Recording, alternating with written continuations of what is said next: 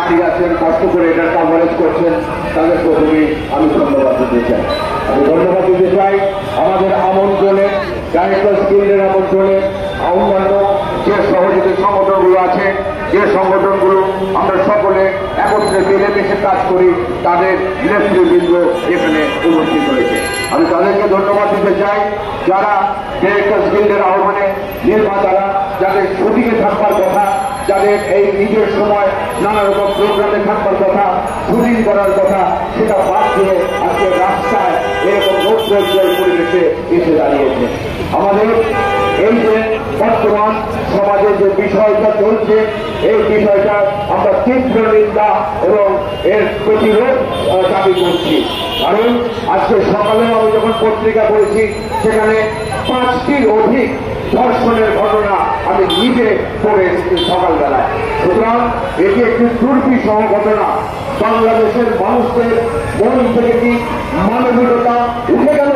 এই প্রশ্ন শিল্পীদের, এই প্রশ্ন নির্মাতাদের। আজকে যে মব জাস্টিস তৈরি হয়েছে, যে মব জাস্টিস নিজেরা বিচার করছে, কেন করছে?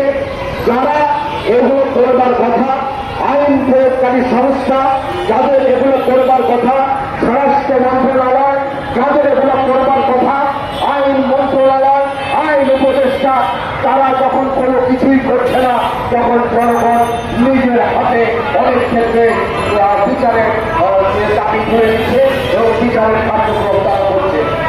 এইভাবে যদি চলতে থাকে, বাংলাদেশ বর্তমানে যে অবস্থায় আছে সেটা বসবাসের অযোগ্য হয়ে যাবে।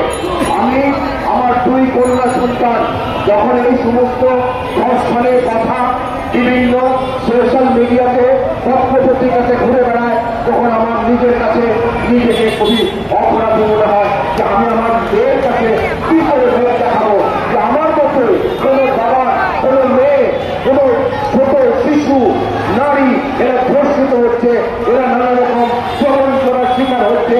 বাবা হিসাবে, মা হিসাবে আমাদের কি কর্তব্য? সন্তানের নিরাপত্তা রাষ্ট্র দিতে পারছি না, আমরা পারিবারিকভাবে দিতে পারছি না।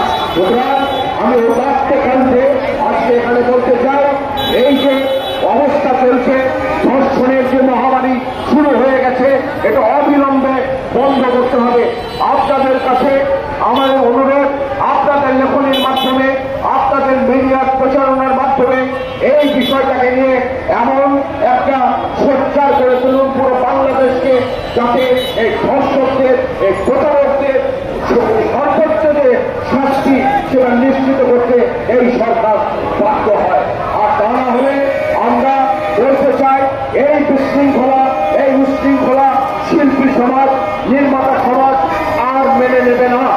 আমরা আপনাদের কাছে কিছুদিনের দেখব, আমরা সময় দিচ্ছি, আপনারা এটা যদি নিশ্চয়তা করতে পারেন, যদি বাংলাদেশকে একটি শান্তির জায়গায় নিয়ে আসতে পারেন, তাহলে আপনারা আপনাদের রাষ্ট্রীয় কার্যক্রম করবেন।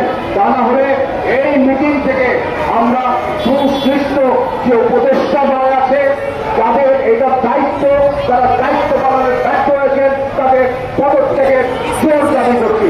ধন্যবাদ সবাইকে আজকে এখানে আসবার জন্য, আপনাদেরকে সবাই ধন্যবাদ।